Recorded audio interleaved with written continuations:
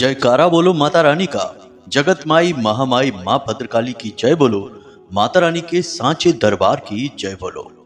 तो मीन राशि वालों, आप सभी का स्वागत करते हैं मीन मंथन YouTube चैनल में। बंधुओं, सावधान हो जाइए, शनि देव का यह संदेश आपको सचमुच में रुला देगा। जी हाँ बंधुओं, 28 जनवरी से 31 जनवरी तक के लिए शनि देव ने दे दी हैं आपको ऐसी भयंकर चेतावनियां जो यदि आप अब भी नहीं संभले तो बहुत बड़ा नुकसान आप करवा बैठेंगे। जी हाँ बंधुओं, ये कैसी अनर्थ घटना है जो शनिदेव ने आपके भाग्य में लिख दी है।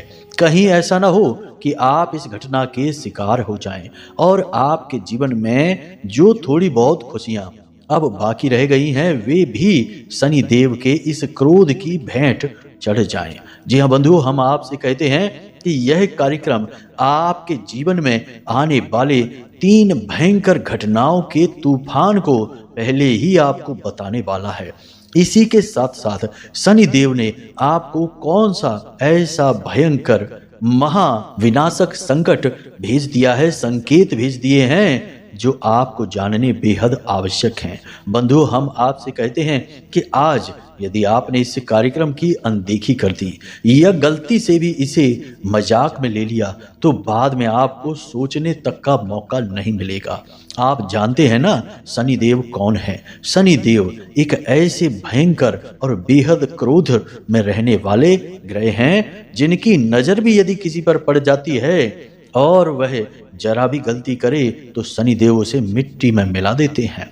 अब समय आ गया है जब आप शनि देव के इस संदेश को अच्छी तरह से समझ लें, क्योंकि अब महीना बदल रहा है, नए महीने की शुरुआत हो रही है और यह जो नया महीना है ना फरवरी का, यह आपके जीवन में बड़े ही चमत्कारी, बहुत ही शुभ घटनाओं को लेकर आने वाला है।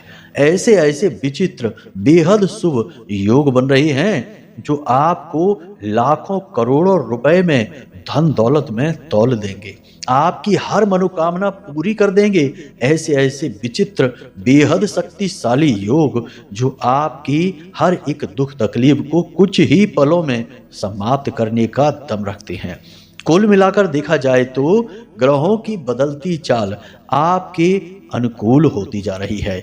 पल प्रतिपल आपके जीवन में अच्छी घटनाएं आपके नजदीक आती जा रही हैं, लेकिन इन सभी शुभ घटनाओं के बीच शनि देव ने यह कैसा भयंकर संदेश आपको दे दिया है।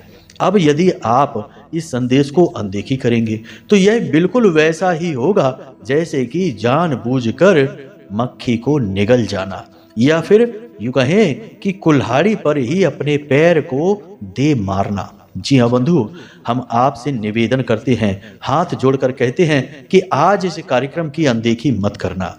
आने वाले 3 से 5 दिनों में कौन सी 3 भयानक घटनाएं हैं जो आपको पूरी तरह से बर्बाद कर देंगी, मिटा डालेंगी, इनके विषय में आपको हम बताएंगे। इसी के साथ साथ फरवरी के महीने में शुरुआत से ही कौन से वे बेहद शुभ, पवित्र और महाशक्तिशाली योग बन रहे हैं जो आपको बहुत कुछ देने के लिए तैयार खड़े हैं, अपनी बाहें फैलाकर आपका स्वागत कर रहे हैं। बस समस्या यही है कि आपने यदि शनि देव के इस संदेश की अनदेखी कर दी तो ना तो आपको शुभ योगों का लाभ मिल पाएगा और ना ही आप अपने दुख तकलीफों से कभी मुक्ति प्राप्त कर पाएंगे। इसका कारण यह है कि शनि देव को कलयुग का सबसे शक्तिशाली ग्रह कह सकते हैं, कहीं कहीं तो कलयुग का राजा भी कहा गया है। अब ऐसा क्यों? क्योंकि शनि देव के पास कर्म की शक्ति है, यानी कि न्याय फलदाता हैं, कर्म फलदाता हैं और सबसे बड़ी बात कि भाग्य के निर्माता और विधाता भी हैं। तो ऐसे में शनि देव के पास संपूर्ण मानव जाति की सारी शक्तियां समाहित हैं। तो जो शनिदेव से निवेदन करता है, शनिदेव को अपने अनुकूल बना लेता है, वह तो माला माल हो जाता है। और जो जरा भी टेढ़ी चाल चलता है, शनिदेव की अनदेखी करता है, वह चाहे राजा ही क्यों ना हो, रातों रात मिट्टी में मिल जाता है। राजा हरिश्चंद्र की कहानी तो आपने सुनी ही होगी, प्रभु श्री राम की कहानी तो आपने सुनी ही होगी, जिन्हें 14 वर्ष का वनवास लगा। राजा हरिश्चंद्र को तो बाजार में सरेआम बिकना पड़ा। गणेश जी पर शनि की 7.5 का ऐसा दुष्प्रभाव लगा कि उनका तो सिर ही कट गया। तो अब समझिए कि कितनी शक्तिशाली है शनि की ऊर्जा। इसे हल्के में मत लेना। अब ध्यान से समझिए बंधु, हम आपको जो बताने जा रहे हैं आज इस कार्यक्रम में, यह पूर्ण रूप से ज्योतिषीय आकलन पर आधारित है और आपकी कुंडली के अध्ययन के आधार पर हमने आपको बताया है। साथ ही महामाई के द्वारा दी गई दिव्य अनुभूतियां भी हैं जो हम आपको बीच बीच में कार्यक्रम में बताएंगे। इसी के साथ साथ हम आपको 5 ऐसे कार्य बताएंगे जो इस पूरे फरवरी के महीने में आपको शुरुआत से ही करने प्रारंभ कर देने हैं। तो हर नकारात्मक योग घटना कट जाएगी। कोई भूत प्रेत तंत्र मंत्र की क्रिया आपके ऊपर यदि है तो वह दूर भाग जाएगी, कोसों दूर भाग जाएगी। और जिसने यह क्रिया आपके ऊपर की है ना, यह जाकर उल्टा उसी का विनाश कर देगी। लेकिन इन सब से कहीं बढ़कर आपको मिलेगा शनिदेव का प्रेम, और यही इस कलयुग की सबसे बड़ी जरूरत है। इसीलिए सब प्रपंच खेले जाते हैं। आप देखते हैं ना कि लोग तरह तरह के पूजा पाठ अनुष्ठान करते हैं जिसमें कि नवग्रह स्थापना के साथ शनिदेव का भी पूजन होता है। तो ग्रहों की ऊर्जाओं को अनदेखी न करें, इन्हें मान्यता देनी ही पड़ेगी, वरना यूं ही भटकते रहें। देवी देवता भी आपकी पूजा स्वीकार नहीं करेंगे। बंधुओं, करने वाली बहुत सारी बातें हैं जो इस कार्यक्रम में हम आपको बताएंगे। बस आपको अपना पूरा ध्यान इस कार्यक्रम पर रखना है, हर एक बात को बारीकी से समझना है, और जो बातें हम बता रहे हैं ना, इन बातों को अपने जीवन में उतारना भी है। केवल सुन लेने से बदलाव नहीं आ जाते हैं, अमल में भी चीजों को लाना पड़ता है। इसलिए सब बातों को अच्छी तरह से समझना बंधुओं। हमने बड़ी मेहनत से, बड़े दिल से, बहुत उम्मीदों के साथ महामाई की कृपा और आशीर्वाद को आप तक पहुंचाने का इस कार्यक्रम के माध्यम से प्रयास किया है। बस आप इसे पूरा देख लेंगे तो हमारी मेहनत और महामाई के प्रति हमारी भक्ति सफल हो जाएगी। उम्मीद है आप हमारी भावनाओं को समझ चुके हैं। तो चलिए अब अपने मूल विषय को प्रारंभ करते हैं, महामाई को याद करते हैं। कमेंट बॉक्स में लिख डालिए, जय मां भद्रकाली कृपा करो। महामाई निश्चित रूप से आपके ऊपर कृपा करेंगी, हमें पूर्ण विश्वास है। इसी के साथ साथ बंधुओं, आपसे एक निवेदन और है कि यदि आप इस चैनल कार्यक्रम पर पहली बार आए हैं तो आप इस चैनल को सब्सक्राइब अवश्य कर लें और कमेंट बॉक्स में लिख दें, मैं भी माई के परिवार का हिस्सा हूं। कितने गौरव की बात है कि आज आपको मौका मिला है महामाई मां भद्रकाली के परिवार का हिस्सा होने का। वैसे तो कण कण इस प्रकृति का माई का ही हिस्सा है, लेकिन आज हम इस बात को कहकर ही अपने आप को धन्य बना लेंगे। तो लिख डालिए, मैं भी माई के परिवार का हिस्सा हूं। चलिए बंधुओं, अब कार्यक्रम के मूल विषय को प्रारंभ करते हैं। कब आप जीवन में तरक्की करेंगे, कब आपके जीवन में बाधाएं आएंगी, कब रोग आएंगे, कब दुर्घटना होगी, कब आपकी संतान होगी, कब आपका विवाह होगा, ये सारी बातें जानने का क्या तरीका है? अक्सर लोगों के मन में यह उत्सुकता रहती है। या फिर जीवन में इतनी उथल पुथल क्यों है, परेशानियां क्यों हैं, क्यों हर पल केवल और केवल टेंशन है, कोई भी काम कर लो उसमें कामयाबी नहीं मिलती है। इन सब का कारण बताना और उनका समाधान कहां से प्राप्त होगा? केवल एक ही मार्ग है, आपकी कुंडली। आपके पैदा होते ही आपके पूरे जीवन की कहानी ग्रह नक्षत्रों के आधार पर लिख दी गई है। आपके जीवन की एक सिंगल घटना भी उस कुंडली के दायरे से बाहर नहीं जाएगी। यदि आपको भी अपने जीवन में श्रेष्ठ मार्गदर्शन की तलाश है और जीवन की समस्याओं का कारण जानना है, तो नंबर हमने दे रखा है वीडियो में। इस नंबर पर फोन करिए। 10 बजे से 4 बजे के बीच कभी भी फोन करके अपनी डिटेल बताइए। एक छोटी सी दक्षिणा के साथ अपनी कुंडली का श्रेष्ठतम आकलन करवा डालिए।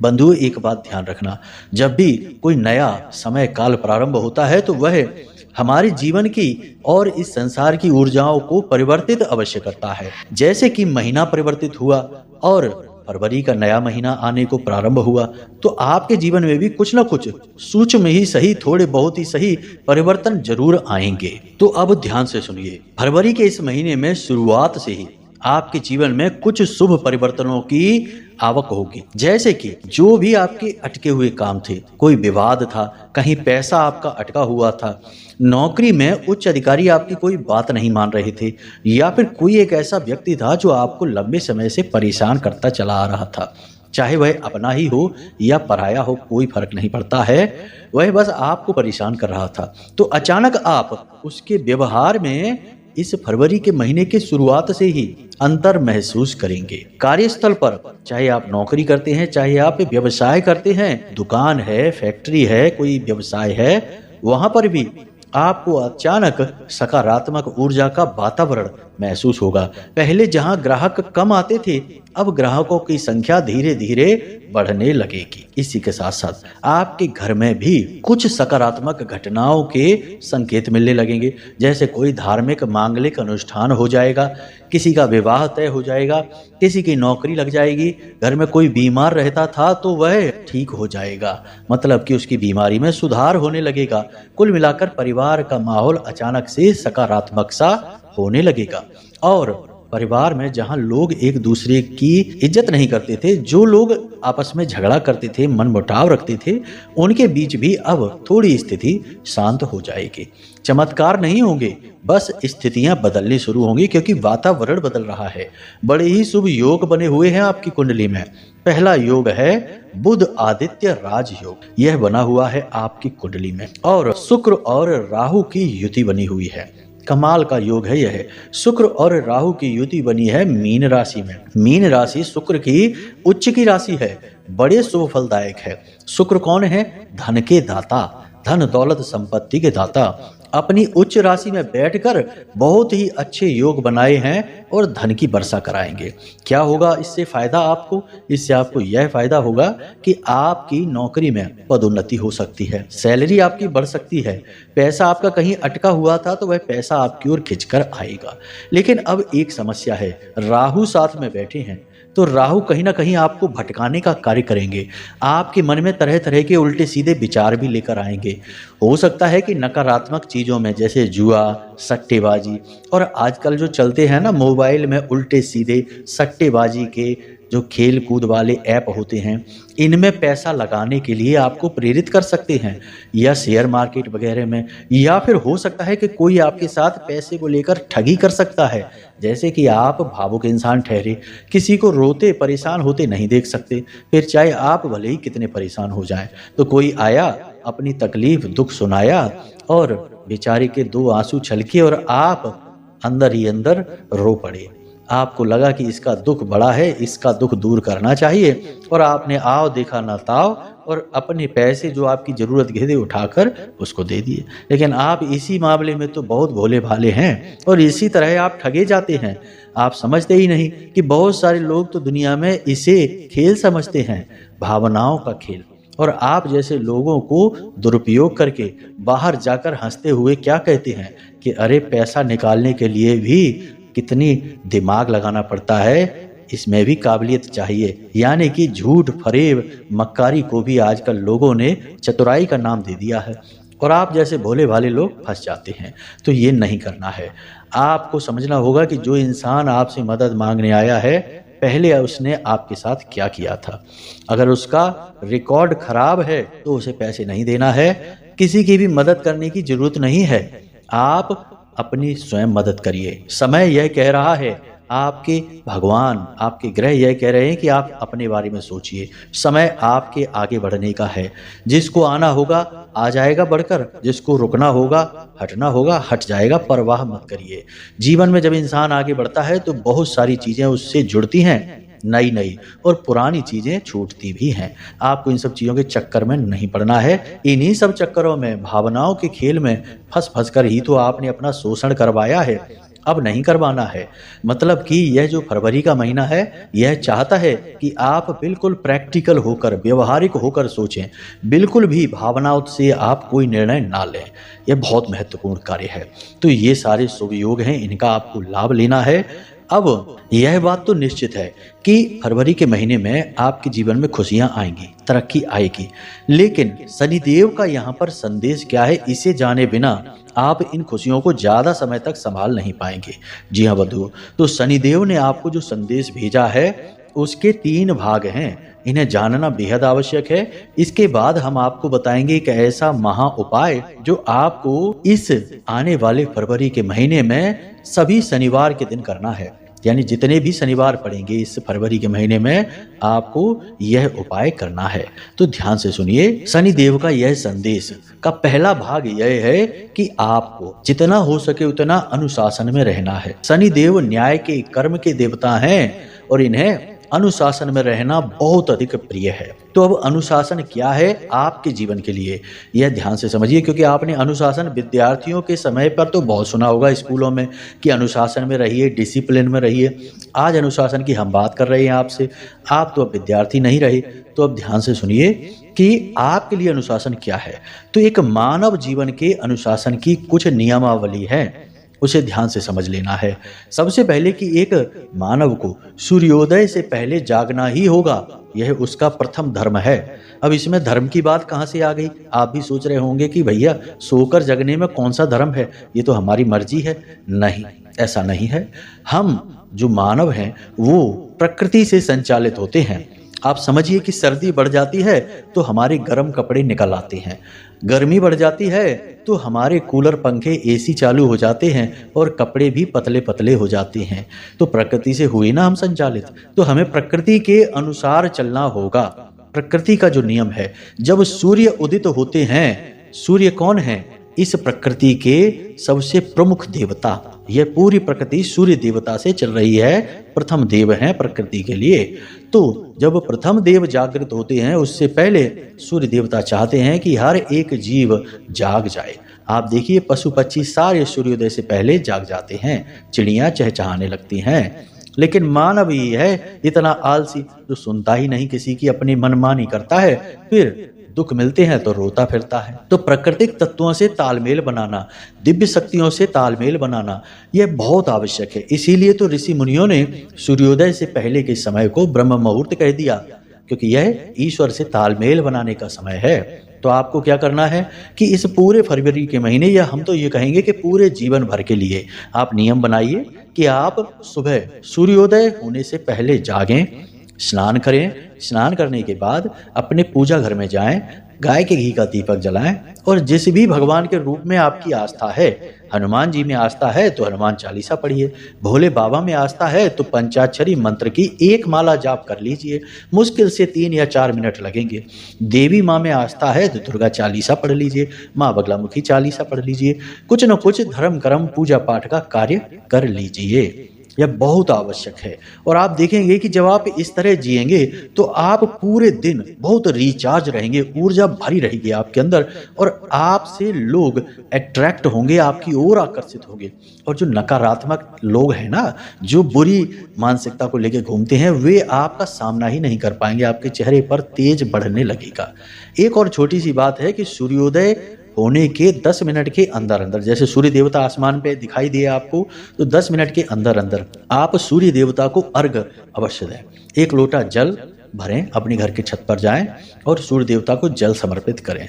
देखो पुराने जमाने की परंपरा है, लेकिन बहुत शक्तिशाली परंपरा है। जो सूर्य को अर्घ देता है उसे सभी ग्रहों की सकारात्मक ऊर्जा स्वतः अपने आप ही मिल जाती है, बिना किसी प्रयास के। तो इस प्रयोग को आप करिए। ये अब आज के ज़माने में लोग छोड़ चुके हैं, आलसी हो गए हैं लोग, लेकिन आपको यह करना है, यह बहुत जरूरी है। अब दूसरे अनुशासन के नियम और भी हैं कि बिना मतलब में झूठ नहीं बोलना है।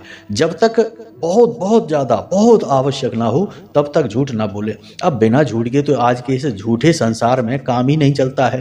पूरा संसार का ढांचा ही झूठ से बना हुआ है, तो मजबूरी हो जाती है। तब भी झूठ बोलते समय आप देख लीजिए कि किसी की हानि ना हो, किसी को कष्ट पीड़ा ना पहुंचे। बाकी छोटी मोटी जगह पर यह मजबूरी है, उस समय छोड़कर सामान्य समय पर आप सत्य ही बोलिए। तीसरी नियमावली कि अपने से कमजोर का कभी अपमान नहीं करना है, उसे भरपूर सम्मान देना है। कुछ लोगों को हमने देखा कि जो ऑटो चलाते हैं, बेचारे कमजोर हैं, सब्जी बेचते हैं, तो लोग उनसे बड़ी ही हीन भावना के साथ बात करते हैं और बहुत ही उनकी शैली असभ्य होती है।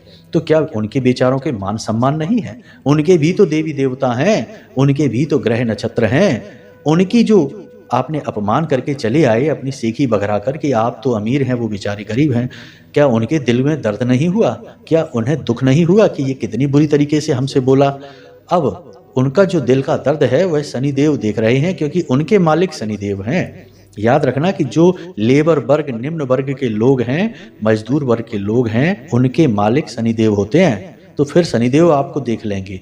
आप तो वहां से चले आए, बाद में पता चला कि ऐसा जोरदार घाटा लगा कि खुद की नौबत आ गई कि ऑटो चलाना पड़ रहा है या फिर सब्जी बेचनी पड़ रही है। समय का कुछ पता नहीं है।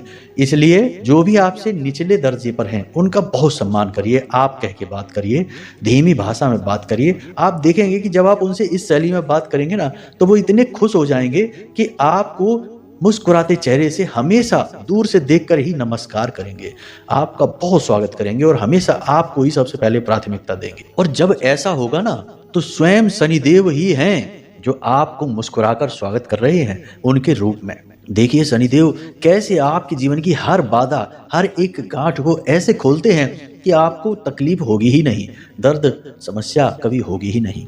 तो अनुशासन के ये नियम हैं, इन्हें आपको मानना होगा। दूसरा शनिदेव का संदेश यह है कि हर हालत में, चाहे बुरी हो परिस्थिति, महा से महा भयानक स्थिति जीवन में क्यों ना हो, आपको सकारात्मक रहना है। ऐसा वैसा सकारात्मक नहीं कि थोड़ी देर के लिए तो बोल दिया कि चलो ठीक है, जो होता है अच्छे के लिए होता है, उसके बाद फिर आधे घंटे तक बैठकर रोना रो लिया कि हमारी जिंदगी ही बर्बाद क्यों होती है, हमें ही इतने दुख क्यों मिलते हैं, भगवान हमारे पीछे क्यों पड़ी हैं। नहीं, ये कोई सकारात्मक नहीं, ये सकारात्मक होने का ढोंग है।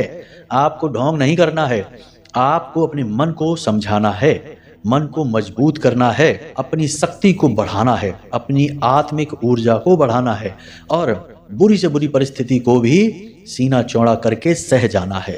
परीक्षाएं तो इस संसार में भगवान की भी हुई हैं। क्या प्रभु श्री राम ने परीक्षा नहीं दी? 14 वर्ष वनवास में रहे। हनुमान जी ने परीक्षा नहीं दी क्या? विचारों के ऊपर कितना हमला हुआ, कभी इंद्र ने मारा, कभी किसी ने मारा, लेकिन आप देखिए कि क्या उन्होंने कभी दुखड़े अपने सुनाए किसी को? कृष्ण भगवान को भी तो बार बार अपना स्थान बदलकर जाना पड़ा। कभी गोकुल में पले, कभी मथुरा चले गए, कभी द्वारका चले गए और कभी युद्ध में बेचारे फंस गए। उनका तो कोई युद्ध भी नहीं था, तब भी बेचारों को अर्जुन का सारथी बनना पड़ा। तो अपने दुख और तकलीफों के लिए कभी भी दुखी मत होइए। ये सारे जो आपके दुख तकलीफ है ना, ये आपके पिछले जन्मों के पाप कर्मों को काटने की एक क्रिया है जो चल रही है और प्रकृति का विधान है। ईश्वर इसी तरह आपको शुद्ध करेगा। वह कैसे शुद्ध करेगा आपको? आपने कुछ ऐसे जाने अनजाने में गलत कर्म कर दिए हैं और उनका जो आपके ऊपर बंधन है, बोझ लदा है, उसे वह कैसे उतारेगा? आपको कष्ट देकर ही तो उतारा जाएगा। सोचकर देखिए कि जब आप बीमार होते हैं तो आप डॉक्टर के पास जाते हैं, डॉक्टर कहता है इंजेक्शन लगेगा, बोतल लगेगी। तो डॉक्टर ने इंजेक्शन लगाया तो कितना दर्द हुआ, उसने बोतल चढ़ाने के लिए सुई चुभाई तो कितना दर्द हुआ। अब घंटों वह बोतल चढ़ रही है और सुई चुभी हुई है, दर्द हो रहा है कि नहीं? हाथ हिला भी नहीं पा रहे हैं।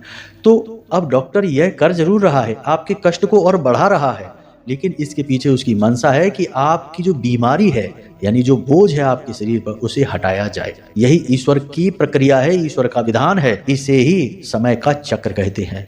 अगर यही नहीं होगा तो आत्मा कभी शुद्ध ही नहीं होगी, आपके ऊपर से कर्म का बंधन कभी कटेगा ही नहीं। सोचिए कि प्रभु श्री राम ने जब छुपकर मारा बाली को, तो कृष्ण अवतार में उन्हें भी किसी ने छुपकर मारा, बहेलिया ने, और तभी भगवान कर्म के बंधन से मुक्त हो सके, वरना उन्हें भी बार बार इस कर्म की सजा भोगने के लिए पृथ्वी पर, मृत्यु लोक पर आते रहना पड़ता। तो आपको भी जो दुख तकलीफ कष्ट हैं, उन्हें आप ऐसे समझिए कि ईश्वर आपको शुद्ध कर रहे हैं और आपका जीवन ईश्वर की मर्जी से चल रहा है। कितनी बड़ी बात है कि भगवान स्वयं आपके जीवन को चला रहे हैं, आपके मालिक हैं, आपकी गाड़ी के ड्राइवर बन गए हैं। इसीलिए तो अर्जुन के रथ के सारथी थे श्री कृष्ण, आपके रथ के भी सारथी भगवान बन गए हैं। तो दुखी मत होइए, भगवान को धन्यवाद दीजिए और देखिए कि कैसे जल्दी जल्दी आपके कर्म कट जाते हैं और सुख के पल आपके जीवन में आ जाते हैं। बंधु, यकीन मानिए कि ये हमारे अपने अनुभव हैं। हमने भी अपने जीवन में लोगों को कष्ट में रोते बिलखते देखा है, फिर उन्हें समझाया, सारी बातें बताई तो उनके कष्ट जल्द से जल्द कट गए। जब तक वो शिकायतें करते रहे, रोते रहे, तब तक कष्ट न कटे, लेकिन जैसे ही उन्होंने प्रभु को इन कष्टों के लिए भी धन्यवाद देना शुरू कर दिया, उनके कष्ट ऐसे कटे कि कुछ ही दिनों और महीनों में जीवन बदल गया। अचानक से खुशियों का विस्फोट हो गया जीवन में। सच कहते हैं बंधु, हमारा अनुभव है यह। आप भी इस नीति को अपना लेना। ये शनिदेव का संदेश है। शनिदेव कोई राक्षस नहीं है, वो केवल और केवल आपको उद्धार कराना चाहते हैं, आपको शुद्ध कराना चाहते हैं, आपको उच्च स्तर तक ले जाना चाहते हैं। बस उनके तरीके कष्टदायक हैं। तो यह तो है शनिदेव का दूसरा संदेश। अब तीसरा संदेश, किसी भी हालत में कर्म की शक्ति को कम मत आंकना। हर हालत में मेहनत करना, चाहे लेट हो जाए, समय ज्यादा हो जाए, तब भी काम पूरा नहीं हुआ तो उस काम को पूरा करके ही सोना। काम को ही सबसे अधिक महत्व देना। आखिर कर्म ही तो भगवान है। जब ध्रुव, जो केवल 5 वर्ष के थे, भगवान नारायण उनके सामने प्रकट हुए तो नारायण ने क्या कहा? ध्रुव, तुम्हारे इस कर्म से मैं बहुत प्रसन्न हुआ। लेकिन यह 5 वर्ष का बालक कर्म ही नहीं जानता था। तो वह पूछता है कि भगवान, ये कर्म क्या होता है?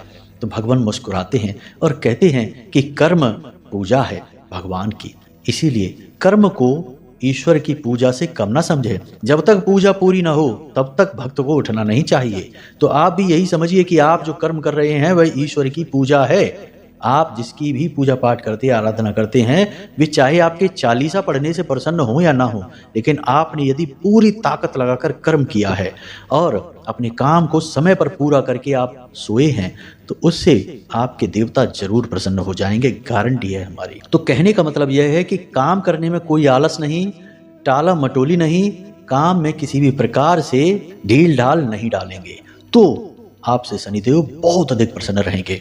बंधु, हमने जो बातें आपको बताई है ना, इन बातों को यदि आपने सिर्फ 15 दिन के लिए भी अपने जीवन में उतार लिया, हम गारंटी से कहते हैं कि जीवन आपका ऐसा बदलेगा जैसे कि आपने पारस पत्थर को छू लिया हो और आप सोना बन जाएंगे। हम जानते हैं इस बात को, हमारा अनुभव है, इसीलिए आपसे कहते हैं। अब बात करते हैं उपाय की, कि आपने यह सब कुछ कर लिया। अब शनिदेव को प्रसन्न करने के लिए थोड़ी सी उनकी सेवा और करनी होगी। सेवा करने से भाव उत्पन्न होता है और भाव से देवता प्रसन्न होते हैं। जैसे कि हम माता पिता की सेवा करते हैं तो माता पिता अनायास ही अपने मुख से यह आशीर्वाद निकालने लगते हैं कि बेटा खुश रहो। तो ये क्यों हुआ? क्योंकि भाव उत्पन्न हुआ, आपने सेवा की। ऐसे ही शनिदेव की सेवा करनी है।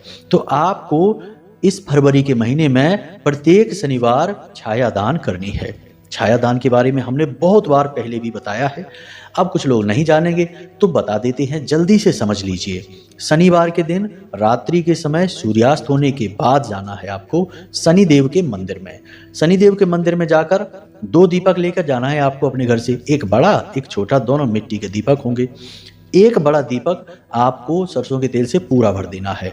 एक छोटा दीपक में सरसों का तेल भरना है और बाती लगानी है, उसे जलाना है। वह साधना के लिए है, आराधना के लिए है। और बड़ा दीपक जो है उसे पूरा सरसों के तेल से भर देना है। अब आपको वहां शनिदेव के मंदिर में बैठकर ओम शम शनिश्चराय नमः इस मंत्र का जाप करना है। कोई सीमा नहीं है, जितना आपका मन करे, लेकिन कम से कम 21 बार से तो ज्यादा ही करना है।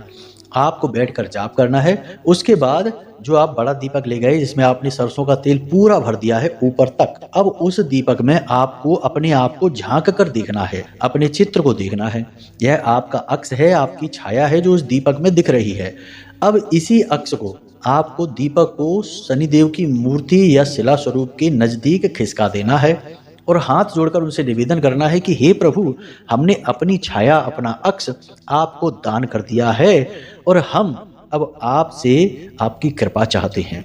आप हमारे ऊपर कृपा करिए, दया करिए और हमें जीवन में इन कष्टों से मुक्त करिए। इस प्रकार आपको प्रत्येक शनिवार इस फरवरी के महीने में इस उपाय को करना है। और वहां से जब आप छाया दान कर लें तो सीधे मंदिर से बाहर निकलें। याद रखना, शनिदेव को अपनी हम पीठ नहीं दिखाते हैं, तो वापस उल्टे चलकर लौटना है। फिर शनिदेव के मंदिर में आप जो भी जूते चप्पल पहनकर गए हैं उन्हें वहीं छोड़ देना है। पुराने जूते चप्पल पहनकर चले जाना और अपने ही पहनकर जाना। ऐसा नहीं कि अपने भाई बंधु के किसी के भी मिल गए तो पहन ले गए, और उन्हें वहीं मंदिर के बाहर ही उतार कर छोड़कर चले आना। नंगे पैर घर आना, वापस पीछे मुड़कर मत देखना, किसी से कोई बात नहीं करना, सीधे घर में आना और घर में आकर सीधे बाथरूम में जाना, अपने मुंह हाथ धोकर कुल्ला वगैरह करके उसके बाद अपने कमरे में जाना। अब यह क्रिया पूरी हुई। अब पहले शनिवार ही जूते चप्पल आपको शनिदेव के मंदिर में छोड़कर आना है, उसके बाद के शनिवार पर ऐसा नहीं करना है।